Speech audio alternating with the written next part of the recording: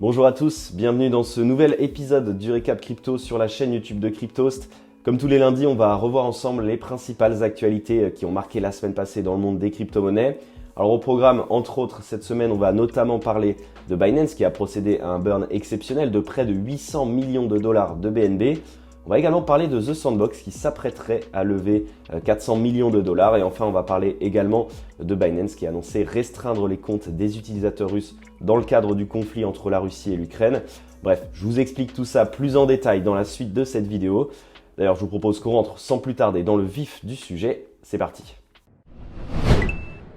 On commence avec la grosse actualité de cette semaine et elle concerne Binance. J'en parlais dans l'introduction, Binance a procédé à un nouveau burn de ses tokens BNB, le 19e burn trimestriel de son histoire.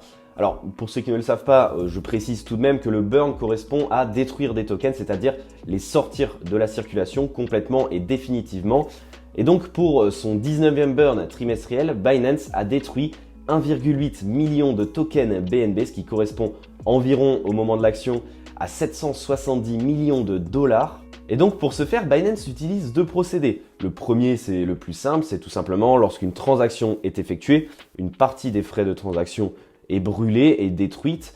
Ça représente environ 800 BNB qui sont comme ça sortis de la circulation quotidiennement grâce à cette méthode. Et la deuxième méthode, eh bien, c'est la plus complexe, mais c'est celle qui nous concerne aujourd'hui. C'est une nouvelle méthode qui a été mise en place en fin d'année dernière. C'est un mécanisme dit d'auto-burn, c'est-à-dire que la plateforme a implémenté une formule mathématique qui est disponible d'ailleurs sur le site internet de Binance si ça vous intéresse.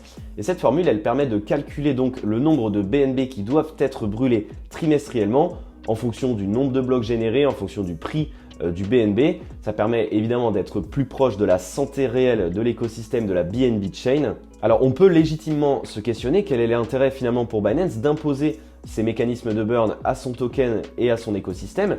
Eh bien déjà, ce qu'il faut savoir, c'est que ça fait partie du livre blanc de Binance. Leur objectif à terme, c'est de détruire 100 millions de BNB, soit 50% de l'offre initiale. Donc ce procédé qui est évidemment déflationniste devrait théoriquement contribuer à l'augmentation du cours du token BNB, ou du moins à lui imposer une pression haussière, puisque évidemment, lorsqu'on rend un token plus rare, eh bien, on augmente théoriquement sa valeur. On enchaîne avec l'actualité française de cette semaine et elle concerne The Sandbox, que vous connaissez probablement puisqu'on en parle quand même très souvent dans le récap crypto, le fameux métaverse à succès qui a d'ailleurs vu son nom placé dans le top 100 des entreprises les plus influentes du monde selon le Time Magazine. Et donc The Sandbox s'apprêterait à lever près de 400 millions de dollars. Un tel apport de capital serait 4 fois plus important que le précédent qui avait eu lieu en novembre dernier dans le cadre d'un tour de financement de série B qui avait permis tout de même de réunir déjà 93 millions de dollars. Alors ces 400 millions supplémentaires permettraient de pousser la valorisation de The Sandbox à environ 4 milliards de dollars, rien que ça. Cette annonce intervient tout juste 2 semaines après que Sébastien Borget, le cofondateur de The Sandbox, ait annoncé lors de la Non-Fungible Conference à Lisbonne que The Sandbox s'apprêtait à recruter et à réaliser des acquisitions de manière agressive, pour le citer. Plus précisément, il avait expliqué que The Sandbox pourrait racheter des entreprises qui présentent des expériences innovantes pour le métaverse, avant d'ajouter que la firme avait doublé son personnel entre l'année 2021 et l'année 2022. Bref, cette information révélée la semaine dernière reste encore sujette à des modifications, dépendantes déjà évidemment de l'évolution du marché, mais bien entendu aussi de la demande des investisseurs et enfin aussi de la validation officielle de The Sandbox. On a commencé l'épisode du Récap Crypto en parlant de Binance. Eh bien, on va enchaîner sur une autre actualité les concernant puisque la première plateforme d'échange au monde a plusieurs fois fait les gros titres cette semaine et pas toujours pour les bonnes raisons. En effet, dans le cadre du conflit entre la Russie et l'Ukraine, l'Union européenne a imposé une 5e vague de restrictions financières à la Russie. Et pour se conformer à celle-ci, Binance a annoncé qu'elle bloquerait, ou du moins qu'elle restreindrait les comptes de certains utilisateurs russes. Alors concrètement, qui sont concernés par ces limitations imposées par Binance ? Première condition, ce sont les personnes physiques résidentes en Russie ou alors les ressortissants russes résidant à l'étranger. Deuxième condition, ce sont les comptes détenant plus de 10 000 euros sur la plateforme. Autrement dit, en deçà des 10 000 euros, les utilisateurs ne sont pas concernés. Et donc le communiqué officiel de Binance explicite clairement que les utilisateurs concernés ne pourront plus accéder à leur portefeuille spot, à leur portefeuille futur, c'est-à-dire les produits dérivés, les contrats à terme, etc. Mais également à tout ce qui est staking, earning, donc bref, toutes les fonctionnalités disponibles sur la plateforme leur seront interdites désormais. Évidemment, cette annonce de Binance a été très mal reçue et vue d'un mauvais œil par la crypto-communauté. C'est un débat qui dure depuis le début du conflit entre la Russie et l'Ukraine. Les plateformes d'échange centralisées doivent-elles restreindre des comptes d'utilisateurs russes pour se plier aux sanctions financières imposées par l'Union européenne? En effet, pour rappel, le vice-premier ministre ukrainien avait fait appel aux exchanges en leur demandant de bloquer des comptes d'utilisateurs russes, une demande qui avait été soutenue par les États-Unis, qui avait également demandé aux plateformes d'échange d'empêcher les Russes de pouvoir exploiter les crypto-monnaies pour échapper justement aux sanctions financières imposées par les États-Unis, mais également par l'Union européenne. Et ce qui est assez étonnant, c'est que le 28 février dernier, Binance répondait par un refus ferme de bloquer les comptes d'utilisateurs sous prétexte que certains individus innocents pourraient être impactés par de telles restrictions. Et pourtant, à peine un mois plus tard, Binance fait volte-face et revient sur ses propos. Une décision qui, comme j'expliquais tout à l'heure, n'a pas été très bien acceptée par la crypto-communauté, qui s'était déjà insurgée auparavant des demandes des États-Unis et du vice-premier ministre ukrainien, expliquant que selon eux, cela ne correspond pas à la philosophie initiale du Bitcoin, qui est censé être une monnaie apatride et non censurable. Et on va parler maintenant stablecoin et plus précisément l'UST, le stablecoin de l'écosystème Terra, qui a dépassé cette semaine le BUSD, donc le stablecoin de Binance, de la BNB Chain, pour se placer au 3e rang des stablecoins les plus capitalisés du marché, derrière l'USDT et l'USDC. Alors pour ceux qui ne connaissent pas bien l'UST ou qui ne sont pas familiers avec le fonctionnement de ce stablecoin, je vous conseille de regarder la vidéo de Cryptost à ce sujet sur notre chaîne YouTube, dont le lien s'affiche quelque part sur l'écran, qui vous permettra justement de mieux comprendre le fonctionnement de la blockchain Terra et la place du stablecoin UST au sein de cet écosystème.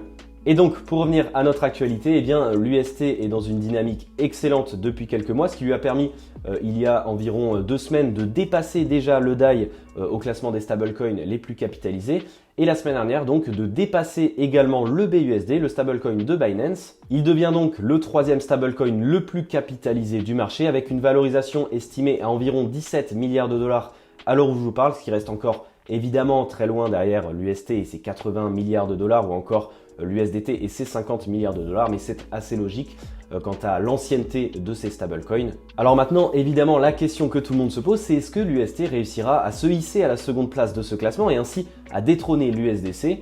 Ce qui est important à noter tout de même, c'est que sur les 6 derniers mois, la valorisation de l'UST a été multipliée par 5, une croissance que l'on doit principalement au premier protocole de l'écosystème Terra, à savoir Anchor, qui permet de générer des rendements d'environ 19,5% en staking sur l'UST, des rendements très avantageux qui attirent évidemment énormément d'investisseurs. Et on termine ce tour des actualités de la semaine et cet épisode du Récap Crypto en parlant d'un rapport publié par Chain Analysis qui nous indique un peu quels sont les pays qui ont gagné le plus d'argent avec les crypto-monnaies en 2021, également quelles sont les crypto-monnaies qui ont permis aux utilisateurs de dégager le plus de bénéfices. On va essayer de débriefer ça ensemble très rapidement. Globalement, quels sont les points les plus importants à retenir de ce rapport? On note tout d'abord, et c'est assez logique finalement, c'est que l'année 2021 a été très prolifique pour les investisseurs sur le marché des cryptos. Ils ont réussi à gagner environ 162 milliards de dollars à l'échelle mondiale. C'est une progression nette par rapport à l'année 2020 où ils n'avaient réussi, entre guillemets bien sûr, à gagner que 32 milliards de dollars. Si l'on se penche sur la répartition par pays, ce sont les États-Unis qui arrivent loin devant en tête de ce classement avec environ 47 milliards de dollars de gains cumulés sur l'ensemble du territoire. Et c'est le Royaume-Uni et l'Allemagne qui viennent compléter ce podium.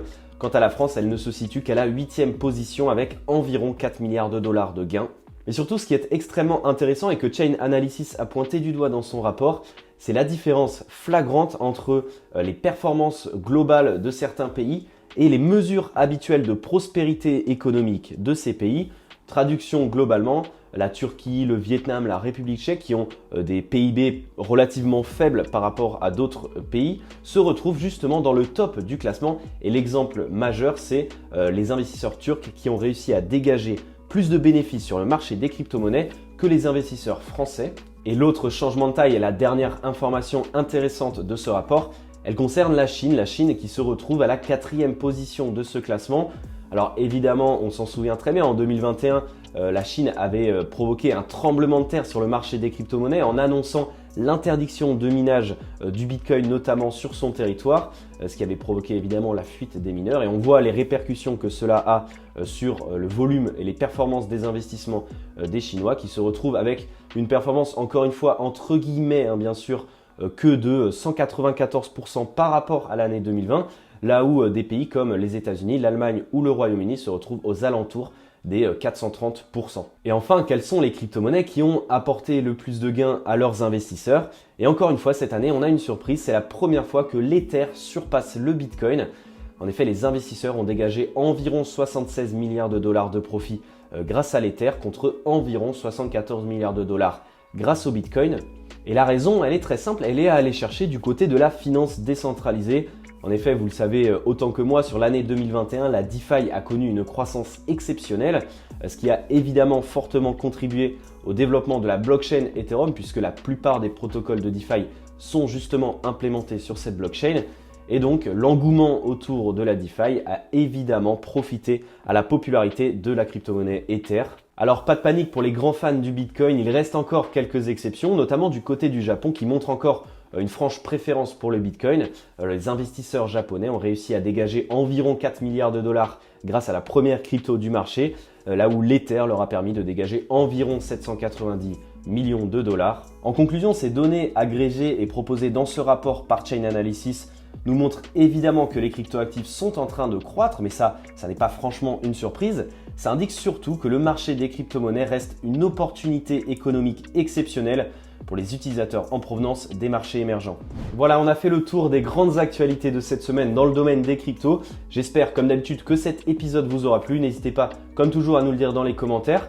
Je vous souhaite de passer une excellente semaine et je vous dis à lundi prochain.